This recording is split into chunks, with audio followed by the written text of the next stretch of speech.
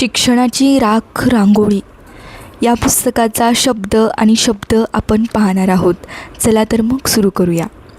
2020पर्यंत महासत्ता बनण्याची महत्त्वाकांक्षा ठेवणाऱ्या भारतात शिक्षणाची मात्र राखरांगोळी चालू आहे. शिक्षणाच्या सर्वच क्षेत्रांमध्ये बाजारीकरणाला आणि नफेखोरीला मुक्त वाव देणारी धोरणे जोरात पुढे ढकलली जात आहेत. यामुळे शिक्षण दिवसेंदिवस फक्त पैसेवाल्यांचीच मक्तेदारी बनत चालले आहे आणि शिक्षणाच्या मूलभूत हक्क बहुसंख्य सर्वसामान्य जनतेपासून हिरावून घेतला जात आहे.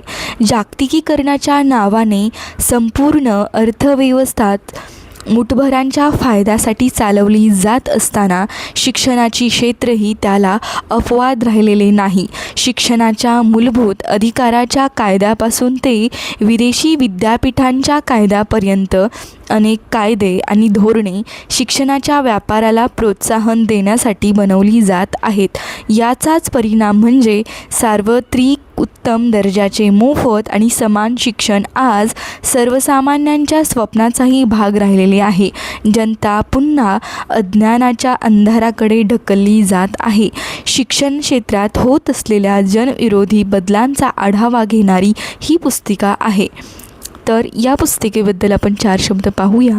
2020पर्यंत महासत्ता बनण्याची महत्त्वाकांक्षा ठेवणाऱ्या भारतात शिक्षणाची मात्र राखरांगोळी चालली आहे.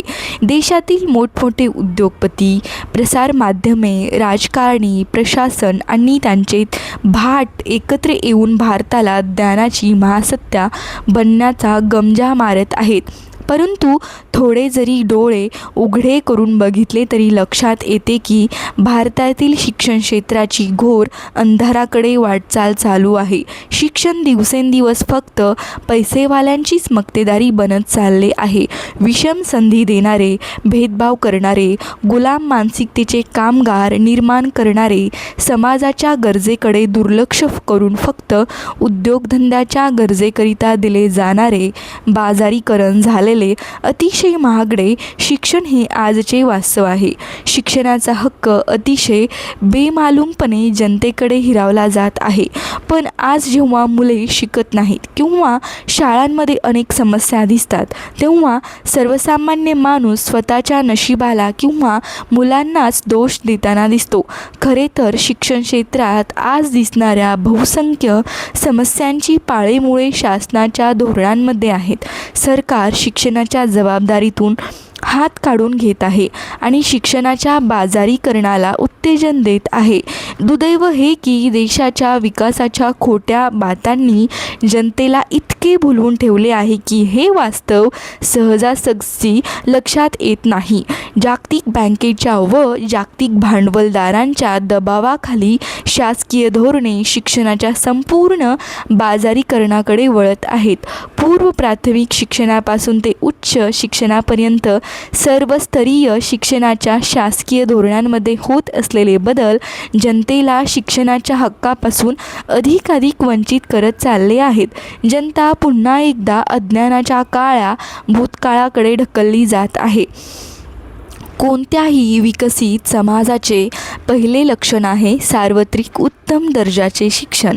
गेल्या 100 वर्षात मानवी इतिहासात कधी नव्हे अशी शिक्षणाबद्दलची जाणीव जगातील बहुतेक सर्व देशांमध्ये वाढीस लागली आहे.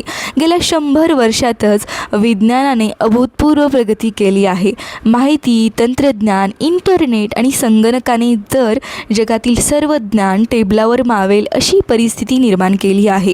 पण याच काळात या ज्ञानावर मात्र मुठभर लोकांचाच एकाधिकार राहावा अशी राजकीय धोरणे जगात सर्वत्र राबवली जात आहेत. अशा धोरणांच्याच विरोधात आज जगात युरोप, अमेरिकेसहित अनेक देशांमध्ये जनता रस्त्यावर उतरलेली आहे. भारतातही शिक्षणाचा हक्क नाकारणारी जनविरोधी शासकीय धोरणे हाणून पाडण्यासाठी मोठ्या जनआंदोलनाची गरज आहे. शासकीय धोरणे हाणून पाडण्यासाठी मोठ्या जनआंदोलनाची गरज आहे. त्यासाठी प्रथम गरज आहे सर्व जनतेला जागृत करण्याची. शिक्षणाच्या संदर्भातील आपल्याला वरकरणी दिसणाऱ्या प्रश्नांची मूळ कारणे समजून घेण्याची. शालेय व उच्च शिक्षण क्षेत्रात येऊ घातलेली किंवा लागू झालेली जनविरोधी धोरणे, कायदे, जागतिक बँक, जागतिक भांडवलदार व नवउदारमतवादी विचारांचा प्रभाव आणि त्याची कारणमीमांसा लोकांपर्यंत पोहोचवावी या उद्दिष्टाने ही छोटी पुस्तिका लिहिली आहे. शिक्षणाच्या अधिकारासाठी चालू असलेल्या देशव्यापी आंदोलनाचा एक भाग म्हणून आम्ही आमच्या या प्रयत्नाकडे बघतो. भारत अजूनही अज्ञानाच्या काळोखात. आधुनिक भारतातील शिक्षणासाठीचा संघर्ष तसा 150 वर्षांपेक्षाही जुना आहे. ज्योतिबा आणि सावित्रीबाई फुल्यांनी स्त्रिया व दलितांसहित सर्वांकरिता शिक्षणाची मुहूर्तमेढ रोवून आणि शिका, संघटित व्हा आणि संघर्ष करा हा संदेश डॉक्टर बाबासाहेब आंबेडकरांनी देऊन आता फार काळ लोटला आहे. खरं तर भारताची स्वातंत्र्य चळवळ सर्व जनतेसाठी नव्या आशा घेऊन आली. सर्वांना समान संधी आणि त्यासाठी अगोदर समान शिक्षणाचे स्वप्न स्वातंत्र्य चळवळीने जोपासले. याच स्वप्नाचे प्रतिबिंब भारतीय राज्यघटनेतील शिक्षणाच्या तरतुदींमध्ये दिसून येते. भारताच्या घटना 1948 ते 49 मध्ये शिक्षणाच्या तरतुदींवर चर्चा चालू असताना भारताकडे असलेली मर्यादित साधने बघता सक्तीच्या आणि मोफत शिक्षणाकरिता कलम 45 मध्ये वयोमर्यादा 14 ऐवजी 11 असावी असे एक सदस्यांनी म्हटले. तेव्हा डॉक्टर आंबेडकरांनी त्याला प्रखर विरोध करत म्हटले की अशी तरतूद करण्याचा अर्थ आहे की या वयातील मुले शाळेत नसून मजुरीचे काम करत असतील. त्यांनी ठामपणे आपले मत मांडले की स्वतंत्र भारतात ही सर्व मुले शाळेत असतील, कारखाने किंवा शेतात नाही. भारतातील सर्वसामान्य जनतेची आकांक्षा ते मांडत होते. यामुळेच 1950 साली लागू झालेल्या भारताच्या राज्यघटनेत सर्वांना शिक्षण मिळावे म्हणून तरतुदी केल्या गेल्या.